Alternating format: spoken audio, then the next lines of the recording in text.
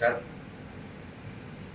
आज भारतीय जनता पक्षाची प्रचार सभा मालवण येथे टोपीवाला ग्राउंड मध्ये झाली आणि त्या सभेमध्ये भारतीय जनता पक्षाच्या उमेदवार नगराध्यक्ष पदाचे सौ खोत यांनी माझी कुठली तरी फोन क्लिप भाषणामध्ये त्यांच्या ऐकली. काही गोष्टी स्पष्ट असल्या पाहिजे, जनतेला कळल्या पाहिजे म्हणून मी आपल्या समोर आलोय. त्या ज्या म्हटल्या की 8-10 दिवसापूर्वी किंवा मला वाटतं असंच काहीतरी बोललं की 8-10 दिवसापूर्वी मला फोन आला. खरं तर मी त्यांना फोन केला होता 1 नोव्हेंबरला आणि आम्ही असेच प्रमुख काही पदाधिकारी बसलो होतो. तेव्हा काय अशी सुरुवातच झाली होती निवडणुकीला. तेव्हा आम्हाला माहित सुद्धा नव्हतं की ह्यांच्याकडे व्हॅलिड सर्टिफिकेट नाही. एक चर्चा होती मार्केटमध्ये की ह्या संभाव्य आहेत, त्या संभाव्य आहेत. तर काही आमच्या प्रमुख पदाधिकाऱ्यांचं म्हणणं झालं की साहेब एकदा बोलून घ्या. मी बोलून घेतलं आणि मग त्याच्यामध्ये पण स्पष्ट आलं असेल मी काय बोललो इथे. तुम्ही आमच्याकडे आलं पाहिजे, तुमचं स्वागत आहे, तुम्ही शिवभक्त आहात, हेच सगळं मी बोललो. त्याच्यामध्ये आम्हाला माहीतच नाही की यांच्याकडे खोटी सर्टिफिकेट आहे आणि तेव्हा सर्टिफिकेट आहे का नाही ते पण माहित नाही. असं असताना माझा प्रामाणिक प्रयत्न होता माझ्या पक्षासाठी, पण त्याच्यात ते खोटं बोलले ते मी 8 दिवसापूर्वी केलं. 1 नोव्हेंबरला केला होता. ही गोष्ट खरी आहे, मी केला होता.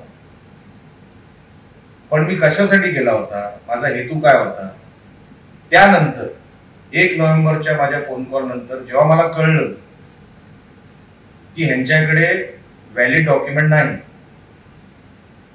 ह्यांच्याकडे कसलाही ओबीसीचा पुरावा नाही, 1 नोव्हेंबर नंतर एकही फोन मी त्यांना केला असेल तर त्यांनी तो दाखवा.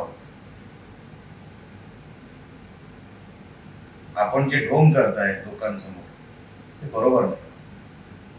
आणि फोन रेकॉर्ड करेपर्यंत माझ्यामध्ये मॅनर्स आहे. मी कधी कोणाचे फोन रेकॉर्ड करत नाही. तुम्ही करता, काही हरकत नाही, त्याच्यामध्ये मी काही चुकीचं बोललेलो नाही. मला तेव्हा माहित होतं की ह्यांच्याकडे व्हॅलिड डॉक्युमेंट असेल, आम्ही गृहीत धरलो होतो. पण त्यांच्याकडे व्हॅलिड डॉक्युमेंट नाही हे आम्हाला कधी कळलं, निवडणुकीच्या दिवशी जेव्हा त्यांनी फॉर्म भरला त्या दिवशी आम्हाला कळलं ह्यांच्याकडे व्हॅलिड डॉक्युमेंट नाही. मग त्याच्यामध्ये चुकलं कुठे? आज त्यांची मी प्रतिक्रिया बघितली.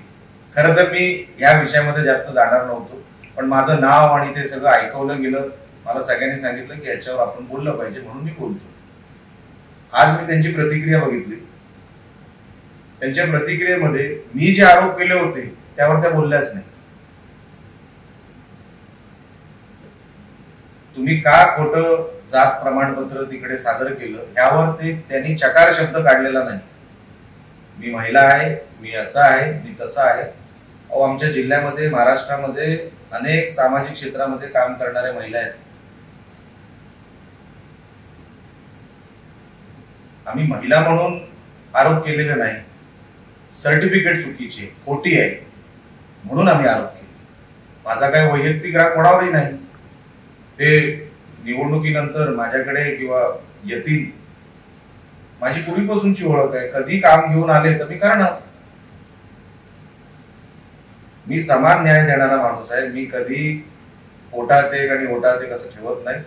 पण विषय फक्त एवढाच होता की आज पण ते खोटं बोलले की अमुक दिवशी फोन आला. अजिबात नाही. मी तुम्हाला तारखेसकट सांगितलं.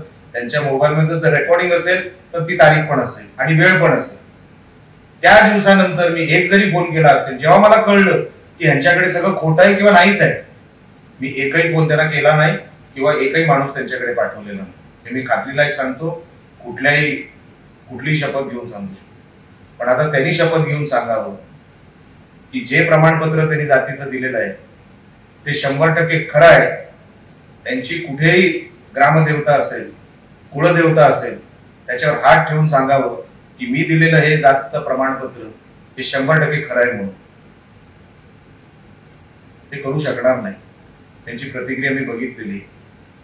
ते गोल गोल गोल गोल माझ्यावर अन्याय, मग हे सगळं अशाने शहरं चालत नाही. शहरं चालवण्यासाठी आपल्याला पहिलं स्वतः तसं प्रामाणिक राहावं लागतं, तर आपण शहराला प्रामाणिक न्याय देऊ शकतो. स्वतःचे हात स्वच्छ असावे लागतात, तर आपण स्वच्छ हाताने जनतेची सेवा करू शकतो. आणि म्हणून मला ह्या विषयामध्ये खरं तर जायचं नव्हतं. माझी लढाई ही कोर्टात असणार आहे आता उद्यापासून. त्यांनी स्पष्टीकरण द्यायचं आहे, त्यांनी ते दिलेलं नाही, तुम्ही ते मागितलेलं नाही, तरी देखील ते देऊही शकत नाही. मी तुम्हाला सांगतो, त्यांच्याकडे नाहीच आहे तर ते देणार काय? कोर्टामध्ये मी माझी लढाई लढतोय. आणि आजचा जो काही विषय झाला त्याच्यासाठी मी तुम्हाला इथे निमंत्रित केलं होतं. माझा जो विषय होता तो तुमच्यासमोर ठेवायचा.